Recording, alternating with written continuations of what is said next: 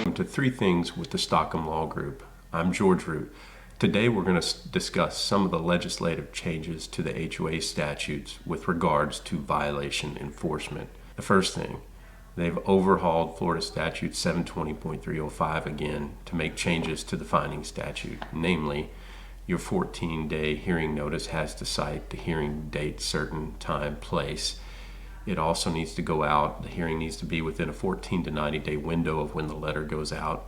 The letter needs to specifically describe the violation at issue, how they can remedy it, and the covenant that it's a violation of. Additionally, you have to send a decision letter out 7 days after the hearing, letting them know whether the fine was assessed or not, and giving them 30 days to pay. You also have to describe with some specificity, again, the violation, the covenant, and the remedy. Any violation that is remedied before the hearing must not be fined. Additionally, they're going to have up to 30 days to pay. Also, the statute seriously curtails your ability to fine for trash can violations, adding another 24 hours past your collection times that the trash cans can be at the curb. There's also some changes to when you can fine for holiday lighting. You have to send at least a warning letter, and they get an extra week after whatever the deadline is in your governing documents. Those are some of the changes. Additionally, owners are allowed to attend meetings telephonically or via video conferencing, and you are allowed to hold these meetings totally via video conferencing or teleconferencing. Number two, one of the other big changes to violation enforcement is the statute seriously curtails an association's ability to pursue commercial vehicle violations. It's eliminated a lot of, now owners are allowed to park a work truck with work insignia and signage on it up to 26,000 pounds.